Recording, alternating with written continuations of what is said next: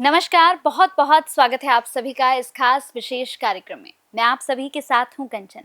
आज का कार्यक्रम बहुत ही ज़्यादा विशेष होने जा रहा है क्योंकि आज अपने कार्यक्रम में दर्शकों हम बात करेंगे नवरात्रों को लेकर, शारदीय नवरात्रों को लेकर। कहते हैं कि एक साल के अंदर ये जो नवरात्रे होते हैं ना, ये सबसे ज़्यादा महत्वपूर्ण होते हैं और इन नवरात्रों में आप माँ का आशीर्वाद पा सकते हैं। आपकी जो भी मनोकामनाएं हैं, आपके दिल में जो कुछ भी है, बस माता रानी से मांग लीजिए क्योंकि इन 9 दिनों में अगर आपने श्रद्धा से, भाव से माता रानी की पूजा अर्चना की या फिर अपने भाव माता रानी को दिखा दिया ना, तो माता रानी आपकी सभी मनोकामना पूर्ण करती है। तो आज भी इस खास कार्यक्रम में हम बहुत सारे सवालों पर बात करने वाले हैं। हम बात करेंगे ये नवरात्रे आपको क्या कुछ देकर जा रहे हैं, माता रानी आपको कैसे आशीर्वाद देंगी और कैसे आप माता रानी को प्रसन्न कर सकते हैं। तो चलिए इस कार्यक्रम को शुरू करते हैं। मेरे साथ जो खास मेहमान है, आज उन्हीं से सवालों के हम जवाब लेंगे। मेरे साथ जानी मानी एस्ट्रोलॉजर जीतू जी हैं। बहुत बहुत स्वागत है मैम आपका। कैसी हैं आप? बिल्कुल अच्छी हूँ, धन्यवाद और जय माता दी। जय माता दी। तो अब हम यहाँ पर आपसे बहुत इंपॉर्टेंट चीज पूछने जा रहे हैं मैम, क्योंकि ये 9 दिन जो हैं, अब जितने भी दर्शक इस कार्यक्रम को देख रहे हैं, अब वो यही सोच रहे होंगे कि बस अब आप ये और बता दें कि इन 9 दिनों में हमें माता रानी को कैसे प्रसन्न करना है, क्या उन्हें भोग लगाना है और हम ऐसा क्या माँ से मांगे कि माँ अपना आशीर्वाद हमें दे दे। तो अब हम शुरू से करते हैं। सबसे पहली हमारी जो माता रानी है उनसे शुरू करते हैं। जी, बहुत अच्छा है कि माँ से हम क्या मांगे कि माँ हमारी इच्छा जो है पूरी कर दे। अब देखिए यहाँ कितनी अच्छी बात है ये कि माँ से हम मांग ही क्या सकते हैं। माँ तो सब कुछ देने के लिए आ जाती है, पहली बात। अब देखिए एक छोटा सा नन्हा सा बालक, एक बच्चा होता है, माँ को मालूम होता है, बोलना नहीं जानता है, वो एक्सप्रेशन भी देना नहीं जानता है, उसके बावजूद माँ समझती है कि इस बच्चे को किस चीज की जरूरत है। तो बिन मांगे ही माँ बहुत कुछ दे देती है। लेकिन हाँ, हमें करना क्या क्या चाहिए हर देवी के अनुसार। जो पहली देवी है वो हिमालय की पुत्री है, यानी शैलपुत्री। शैलपुत्री प्रथम दिन पूजी जाती है, घट स्थापना के दिन पूजी जाती है। और शैलपुत्री की अगर हम बात करते हैं तो एक शक्ति है उनके पास, यानी किसी भी समस्या के समाधान निकालने की शक्ति है माँ शैलपुत्री के पास। हाँ, इनके अंदर बहुत सारी ऐसी चीजें हैं, बहुत सारी ऐसी आपकी समस्याओं के समाधान निकालने की शक्ति है। जैसे फॉर एग्जाम्पल, आप बीमार ज्यादा रहते हैं, परेशान ज्यादा रहते हैं, फॉर एग्जाम्पल आप पूरे नवरात्रि जो है वो पूजा नहीं कर पा रहे हैं क्योंकि ये चंद्रमा का नेतृत्व करती है। सफेद रंग इन्हें बहुत प्रिय है। भोग की भी बात करेंगे, सफेद रंग इन्हें प्रिय है, चंद्रमा का नेतृत्व करती है। तो यानी जितने भी लोग चंद्रमा से पीड़ित है, जिनकी कुंडली में चंद्रमा नीच का है, जो बहुत विचलित रहते हैं, जो बार बार डिप्रेस होते हैं, जो बार बार कहीं ना कहीं लो फील करते हैं, कोई उनके सामने स्ट्रांग व्यक्ति आ जाए तो उनका दिल जो है वो कांपने लगता है, यानी उनके अंदर एक स्ट्रांगनेस आती ही नहीं है, घबरा जाते हैं। कितने भी कैपेबल होते हुए भी आपको लगता है कि हमारे अंदर कमी है, ये सामने वाला बहुत स्ट्रांग है। तो यानी ऐसी चीजें अगर हैं तो प्रथम देवी की पूजा तो आपको जरूर करनी चाहिए।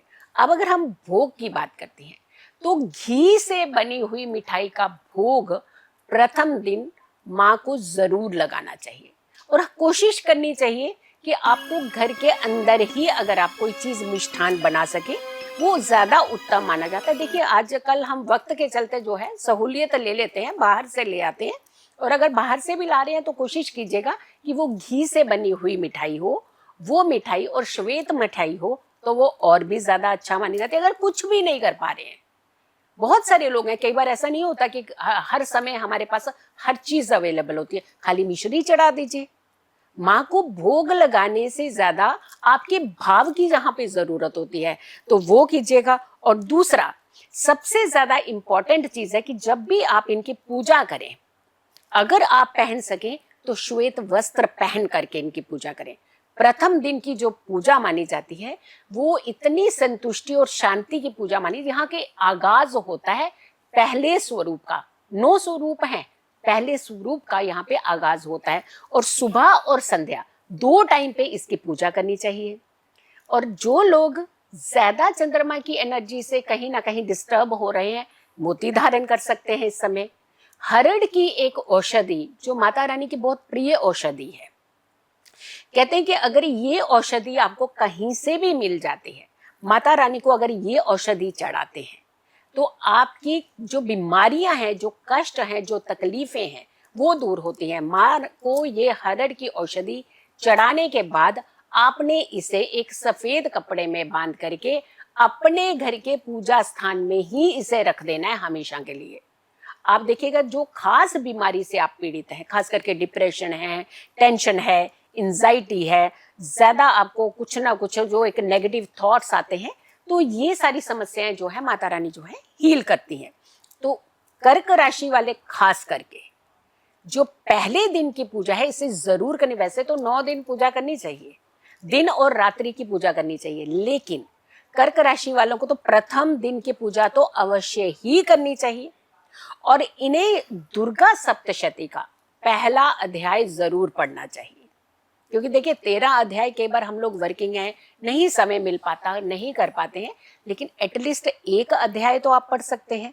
तो आप पहला अध्याय जरूर पढ़िएगा, आपकी एनर्जी भी अच्छी होगी। जो 7 चक्रा में आपका मूलाधार चक्र होता है वो एक्टिवेट भी होता है, शांत होता है, एनर्जाइज होता है, और आपके अंदर एक संतुलन की भावना आती है, शक्ति भी आती है। क्योंकि इनके 2 हाथ हैं, अब एक हाथ में देखिए इनके त्रिशूल है, दूसरे हाथ में इनके कमल है, यानी बैलेंस। अगर यहाँ पे उथल पुथल भी है, वहां शांति भी है, तो यानी जब शक्ति आपके पास होती है तो आप किसी भी समस्या का एक जो तोड़ है वो निकाल लेते हैं। तो माता रानी आपको तो बहुत कुछ देने वाली है। प्रथम पुत्री माँ शैलपुत्री की आराधना आप दिन में भी करिए और रात्रि में भी जरूर कीजिएगा। और रात्रि में स्पेशली आपको एक चीज बता दें, रात के समय में अगर आप पूजा कर रहे हैं रात्रि की, तो आपने 4 सुपारियां लेनी है, और जब आप ये पूजा करें चारों सुपारियों आप अपने आसन के चारों कोनों में रख लीजिए।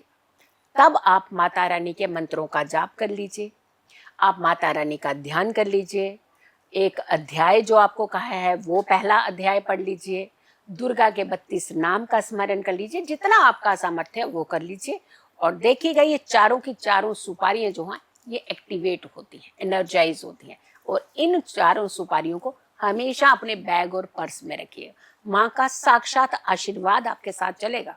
जी बिल्कुल। तो जितने भी दर्शक इस कार्यक्रम को देख रहे थे, मैं उम्मीद करूंगी कि नवरात्रों को लेकर अगर किसी भी तरह का प्रश्न आपके मन में चल रहा था कि मैं माँ शैलपुत्री की पूजा कैसे करूंगी या करूंगा, मैम ने हमें खास तौर से बताया कि आपको सप्तशती का कौन सा पाठ करना है। देखिए ये आपको कोई नहीं बताएगा कि आप सप्तशती का कौन सा पाठ करें, और आप यहीं पर कंफ्यूज हो जाते हैं क्योंकि आपके पास समय उतना होता नहीं है। फिर आप सोचते हैं कि मैं पहला अध्याय करूँ, दूसरा करूँ, या फिर मैं आप चौथा करूँ या ना करूँ। तो मैम ने यहाँ पर बहुत अच्छे से आपको समझाया है कि आपको किस दिन कौन सा अध्याय करना है, कैसे आपको भोग लगाना है, कैसे माता रानी को प्रसन्न करना है। तो इस पूरे कार्यक्रम को बाकी लोगों के साथ शेयर भी जरूर कीजिएगा, क्योंकि कहते हैं ना कि अगर माता रानी के समक्ष आपने कोई ऐसा कार्य कर दिया जो माता रानी को अच्छा लग गया, तो आपको पुण्य खुद ब खुद वो दे देती हैं। बहुत बहुत धन्यवाद मैम, आपने अपना बहुत कीमती समय दिया और बहुत अच्छा कार्यक्रम हमने किया जो लोगों के बहुत काम आने वाला है। बहुत बहुत धन्यवाद। जय माता दी। जय माता दी।